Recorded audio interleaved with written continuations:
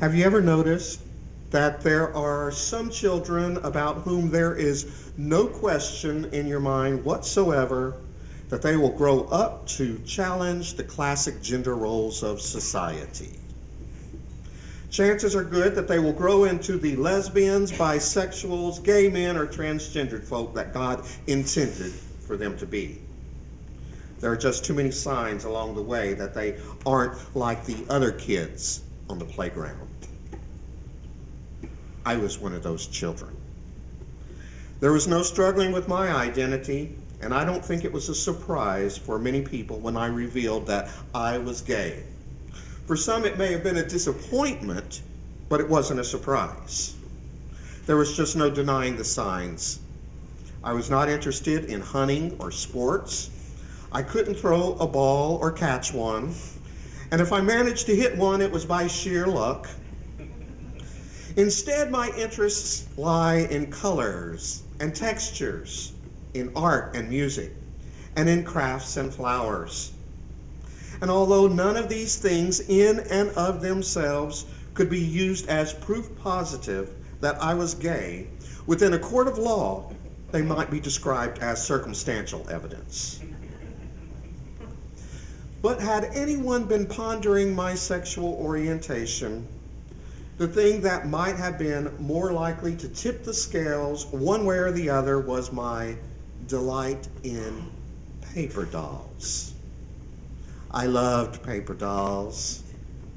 I loved cutting them out and dressing them up with one outfit or another. I was fascinated by the idea that a paper doll could be ready for a day in the garden with one outfit or an evening out on the town just by changing his or her clothes. And within my head, I would create new stories each time the paper dolls underwent a change in their wardrobe. As I read this morning's text from the book of Colossians, chapter 3, verses 12 through 17, I had to wonder if Paul didn't like playing with paper dolls too. There's certainly been enough debate among religious scholars about whether or not he struggled with his sexuality.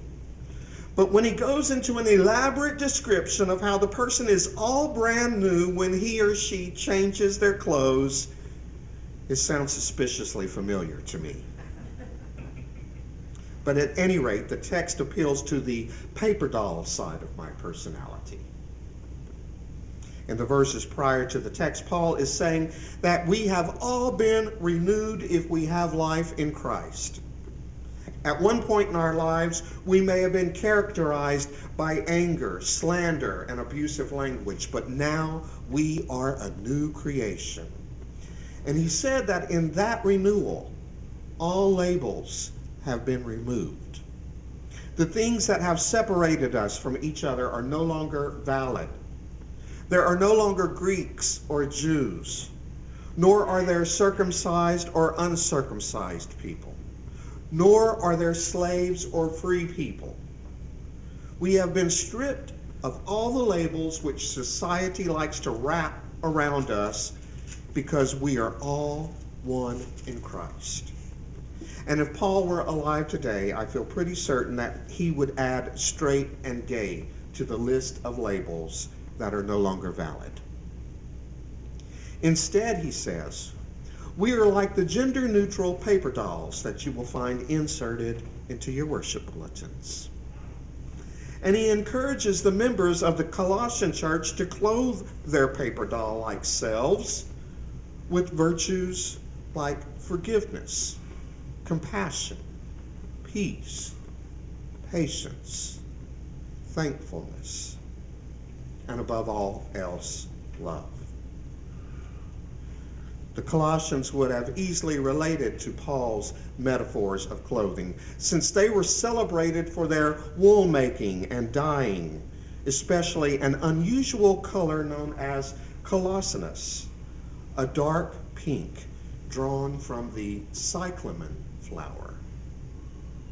They would have understood how a person feels brand new when they put on a beautiful new shirt, blouse, or dress. And so when Paul said they had been clothed with a new self, one characterized by new ways of behaving, new ways of being in community, then more than likely he would have hit home for them.